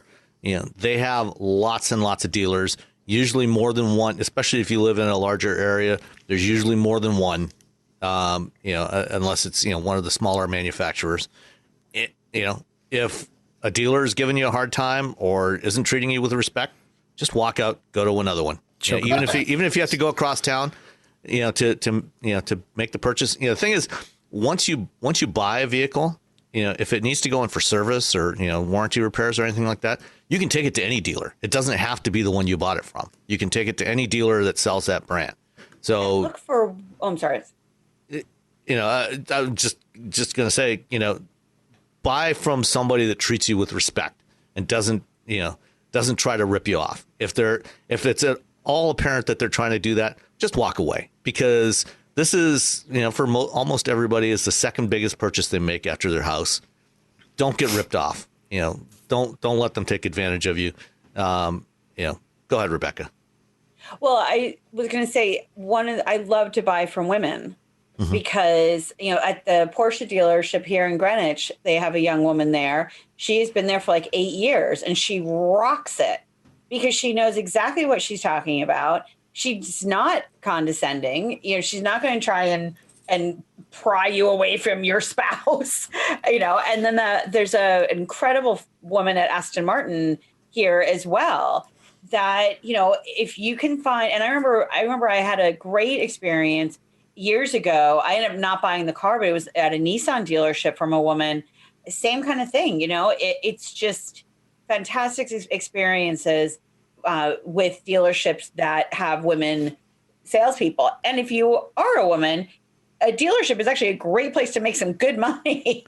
You can actually kill it as a female car dealer. I mean, because, I find too, a lot of men will be more willing to ask questions of a woman because it's less of a pissing match of like, well, shouldn't you know that? Oh, you just have to put up with all the just the I feel bad for all the nonsense that you have to put up with to do that, though. Like that's but the number one thing, and this is what I tell dealers if I've spoken at an event or something, is when any woman, whether she's with another person or like I like to go in solo just to see what happens because it's kind of fun and mess with them a little bit. But, you go in, anytime a woman darkens the doorway of a dealership, she is there to buy. She's not there to browse. She is there to purchase, because browsing is what we do at the shoe department.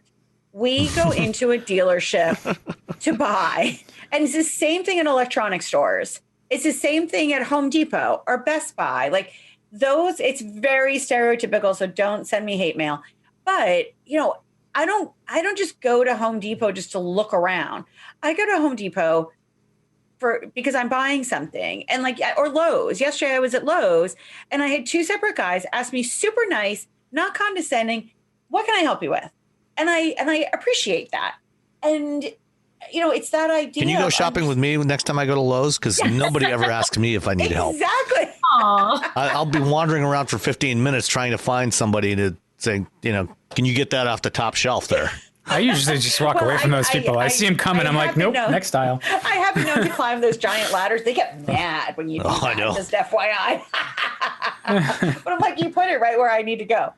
But no, I think, there's a tremendous opportunity in the franchise dealer network to improve and to make the experience better. My sister bought a used Jeep Grand Cherokee on Long Island at Novak Motors. And I say that deliberately because it was a great experience for us. And The same kind of thing, Nicole. We were actually in a Jeep Grand Cherokee and we were looking at the infotainment and the guy was kind of playing around with it. I was like, no, you got to do this, this, and this. And then he kind of looked, he's like, who are you? I'm not anybody. I'm Captain Marvel. Get out of here. I think that's, the biggest thing that I would love people to take away from just what happened with buying the Mustang, the Mach-E, with our various buying experiences, that truly there are lots of cars out there.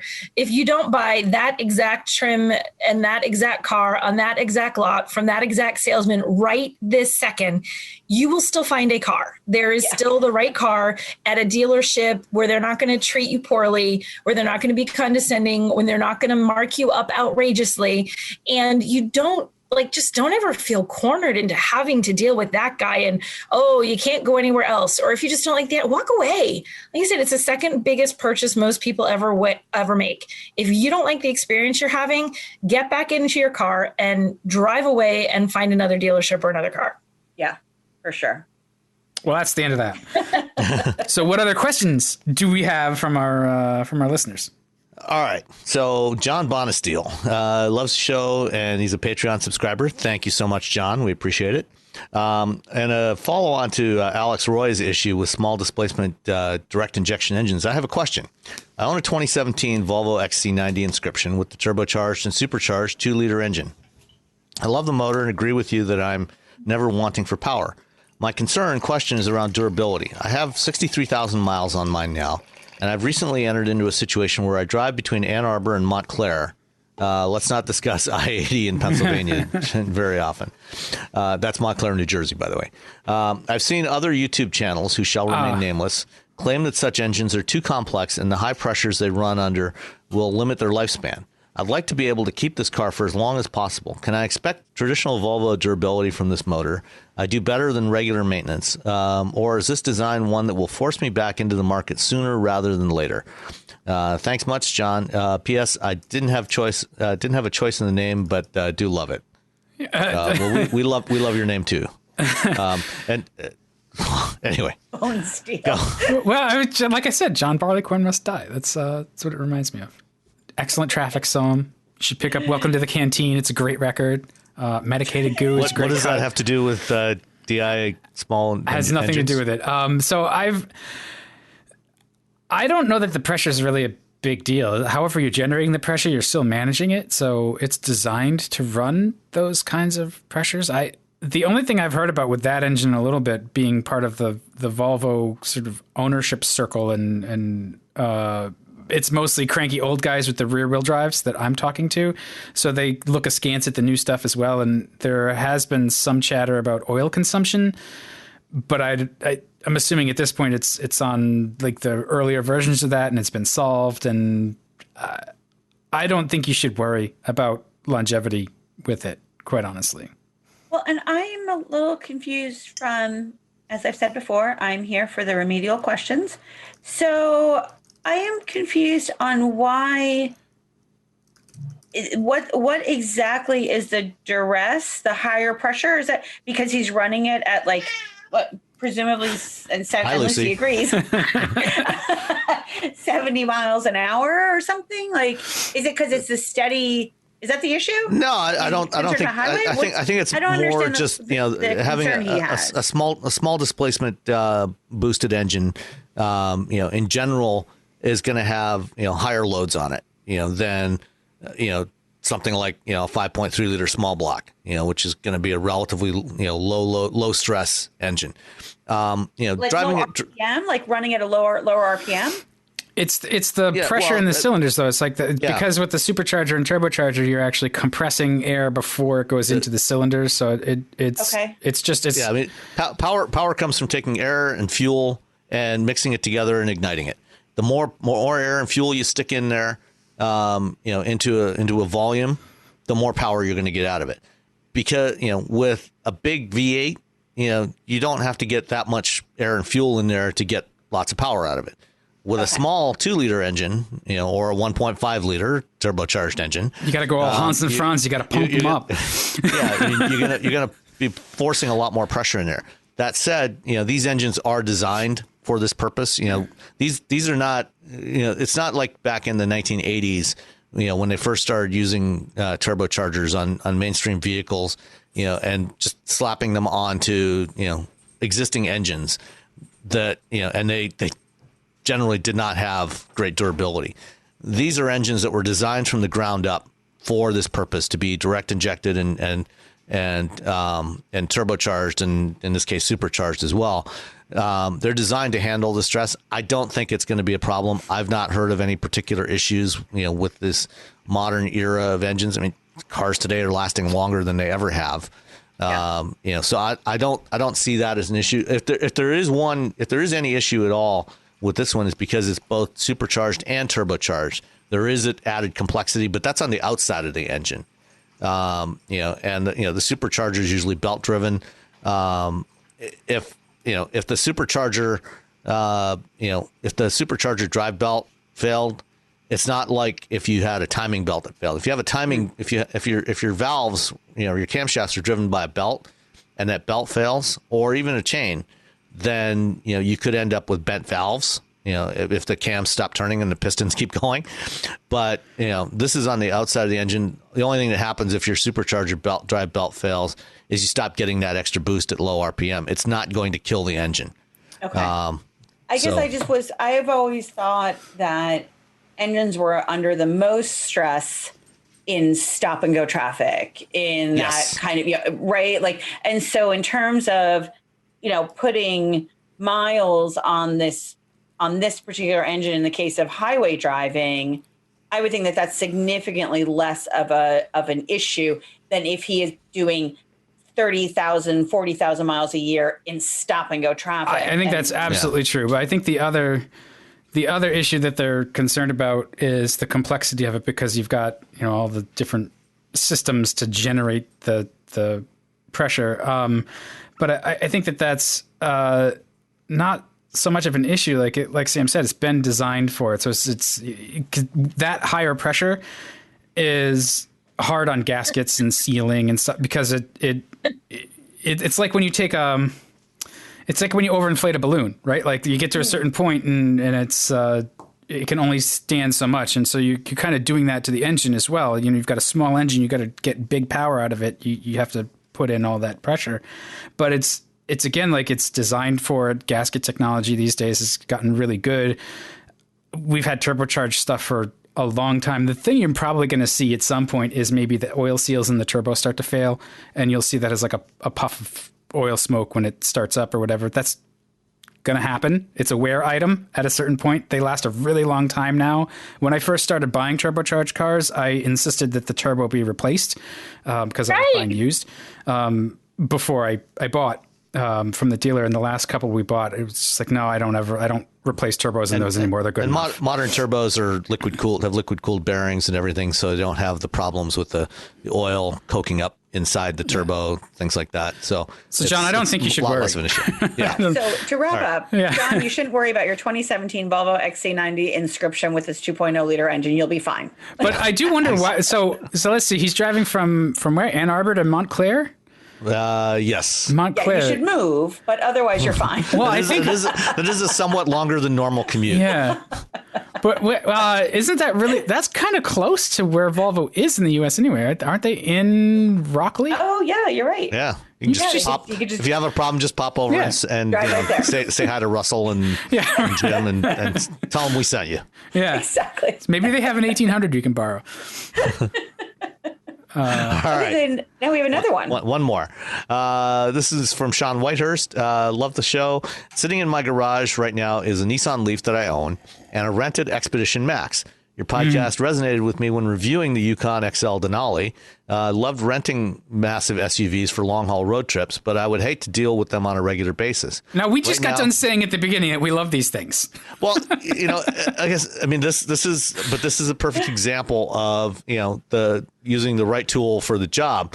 In a case like Nicole's, where you have a regular use for a big SUV like that, it's nothing wrong with owning it.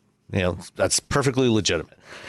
In Sean's case, it sounds like, the Leaf is the better choice for him for his daily use. and, renting, a big SUV when he needs it. So it says, love renting massive SUVs for long road trips, but I would hate to deal with them on a regular basis. Right now, after 15 miles, the Expedition is beating the Suburban. There's a grab handle for the driver and auto running boards that the Suburban lacked. So presumably, he doesn't mention it here, but I think he had a Suburban previously. So, I think I think the current generation Suburbans, certainly the Tahoe, I think's got grab handles all over the place, doesn't it? Yeah, there were grab handles galore, and there was a step. They weren't like deployable; they were fixed, but there was a step so that you could get in. So that's like almost like a trim level thing. Like if you want that, just pay for the trim that has it, and you can get that. But you know what though? A lot of times, I remember being on GM events. I'm just going to pull up my pictures real quick because this was 20 years ago, practically. The last week, you mean?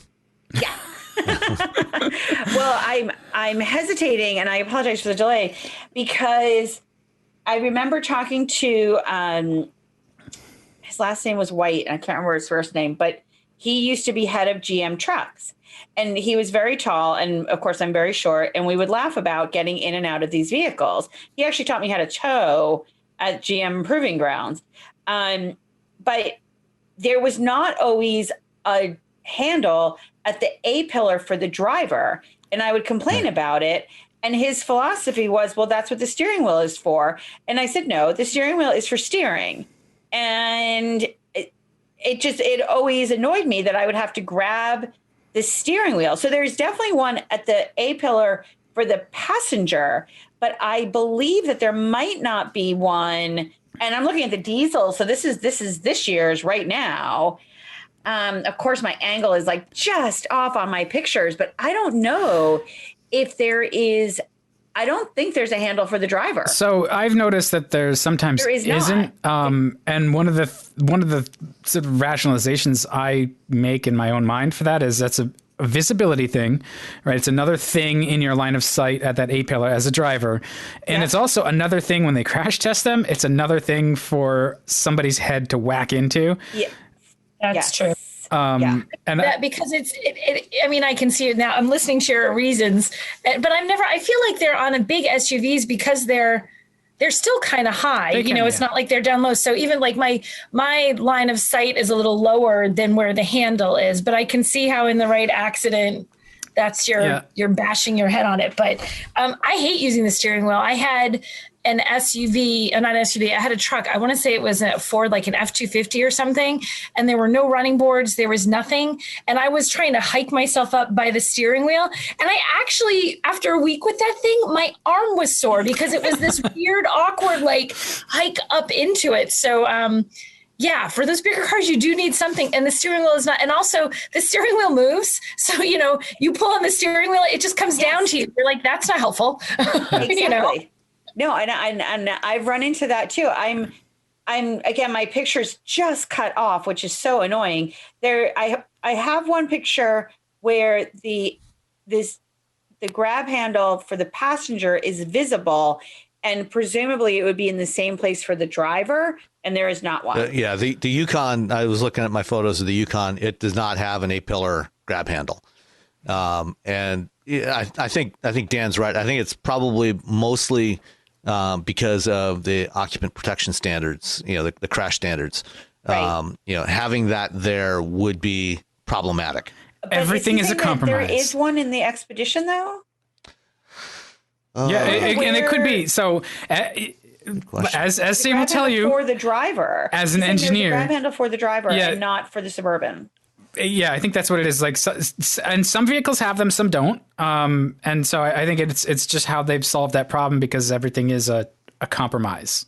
And it obviously depends a lot on, exactly where the A-pillar is, what the angle is, all these pieces have to come together, and so in some cases you may be able to get away with putting a grab handle on the A-pillar.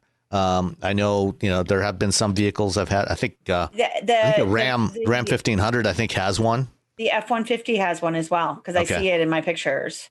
It's low, it's definitely low, which I think may be the reason, may help with the visibility part of it. But I thought it did, because I don't remember having issues getting in and out of that thing. And of course, that's a beast. It also does have the automatic running boards, which will activate even when you walk by the car, which is a little distressing sometimes. I actually hate that. I like the running boards to be fixed, because they do activate. Like, here's the thing: you reach into the back seat because you want to grab the bag you left in the back seat, and the running boards deploy and whack you in the shins. Yeah, because you're not getting in. You're just opening the door and leaning in, and if you just open the door and lean in, you're like, oh shit. It hit you. You're right. It does. Right in the shin. The number of times it has happened. So I want them to be fixed, just always there so I can lean over them, not something that's going to shoot out and give me bruises in my shins. Yeah, or on demand. Like, so that it doesn't happen every single time, because you're right. Like, I'm not always needing to get in and out of the vehicle. Sometimes you just need to get something. Oh, now you sound like me complaining about automatic stuff. This is first world, I'm telling you. I wish to be in control of the machine at all times. Don't second guess me. That's it for questions. So let's move on to the Bolt EUV, which it was extremely underwhelming vehicle because it's a Bolt and it's a bigger Bolt. But you love the Bolt. I do love the Bolt, but I don't think it's going to change anybody's opinion. Yeah. And I think that's part of the problem is the Bolt it's a hatchback and nobody buys hatchbacks. It's a great EV. It's just sort of, all that effort, and it doesn't look like a Trailblazer or a Blazer, and I think that's hurting it. Fair enough. Yeah, I mean, it's got some of that Blazer look in it. The way the C-pillar sweeps up, and you've got the little black strip in there to make it look like a floating roof. The main difference is the EUV is mechanically identical to the existing Bolt, and for 2022 the Bolt is getting a visual refresh. It's got a new fascia and a new interior and new seats, which were some of the big complaints about the Bolt. A lot of people didn't like the seat comfort, and they thought the interior looked cheap because it was hard plastics. So it's got an upgraded interior and better seats, and the lamps and the front end looks different.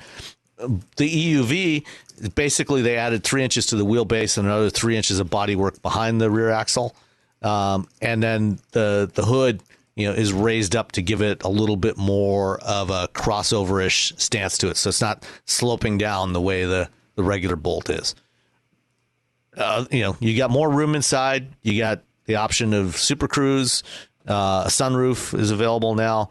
And they cut the price. They cut the price across the board for both of them. So Super Cruise is a big deal.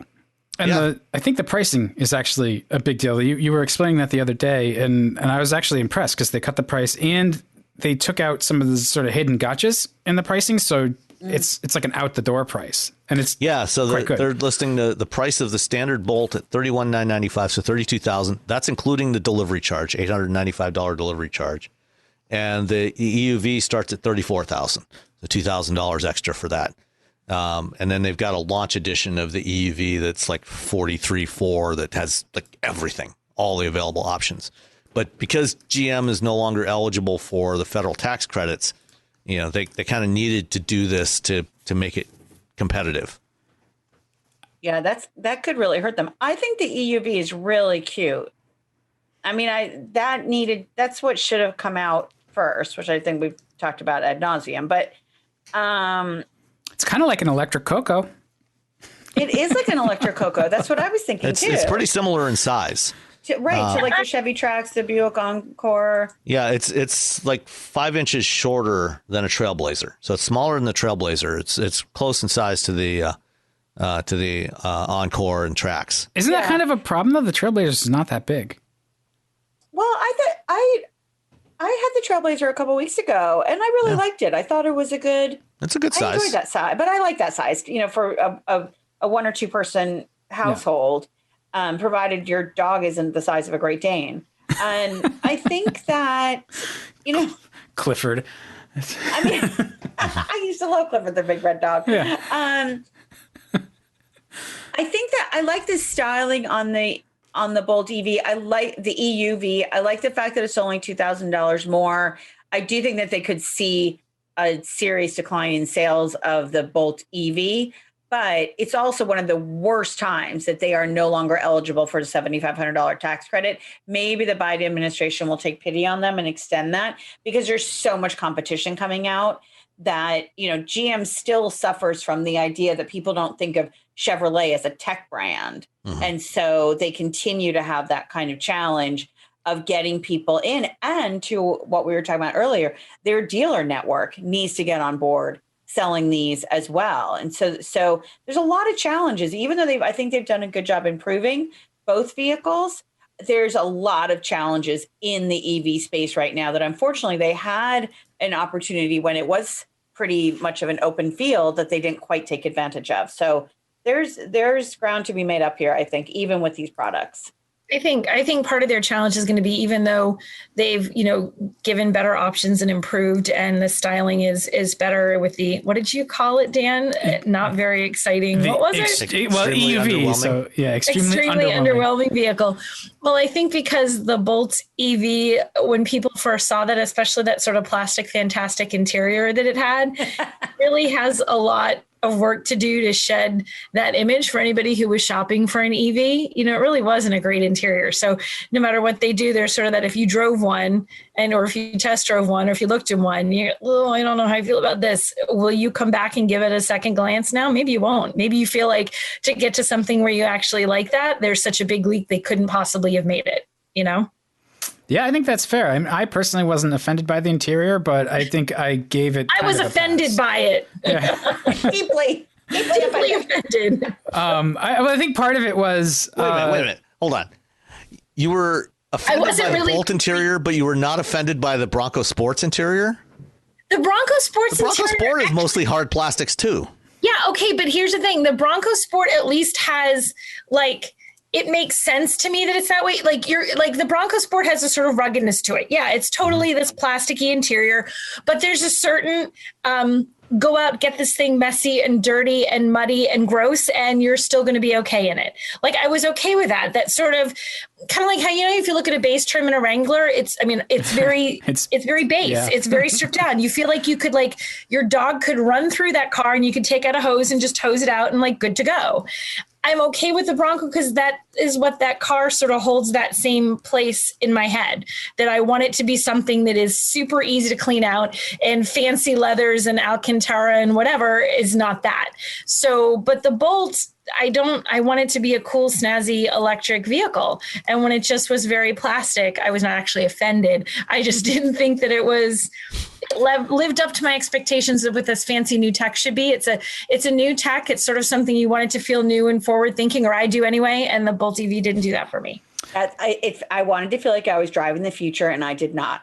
But there you go. It's funny because the pass that you gave the Bronco or the Wrangler is the same kind of pass I give the Bolt, because it's they have to do something to keep the weight down, and so all that extra stuff, all the niceties, way more, and the cost as well. Weight and cost are sort of the two killers, and the nicer materials in the interior are the place where that cost, that's the place where it comes from. Because I get it. Yeah. I get that's what it is. I get that, you can't have heavy stuff and these really, it's A, cost, and B, weight. I totally get that. But I want them to keep the cost down and the weight down without, oh my gosh, they're going to hate me, without making it look like a play school vehicle. I want it to feel like a car inside. You don't want it to look like a cozy coupe?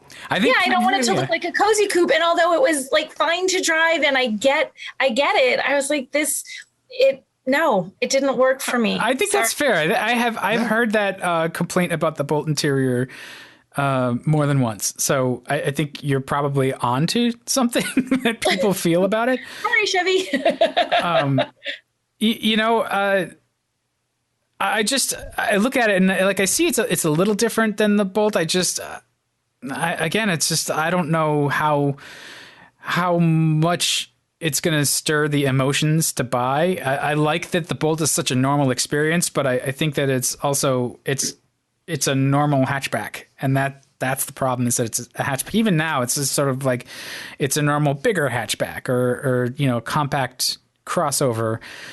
I don't know if they've totally nailed it. Maybe they have. The tax break thing is an issue, but I think they've smartly addressed it because, like we talked about last week, we had a question about the tax breaks. You have to have an income level to support getting the tax break versus just discounting the car. And so GM has figured out how to move that financial hit somewhere else, or how to pay for it some other way to bring the cost down, to get the car priced competitively. So I think the price is great, and I think the car itself is great to drive, and more space would be welcome.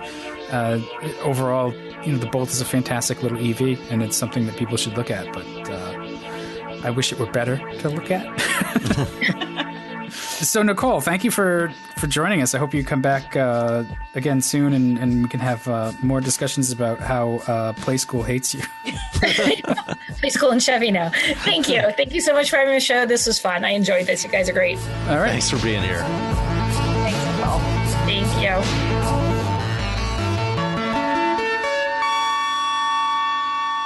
Thanks for listening to Wheel Bearings. Hey, we love to listen to our listeners, too. Drop us an email to feedback@wheelbearings.media with your thoughts, questions, or conversation starters. That's feedback@wheelbearings.media. You can also find us on Twitter @wheelbearingscast. Don't use any vowels except for the A in cast. So that's WHLBRNGS cast. Thanks again. We hope to hear from you soon.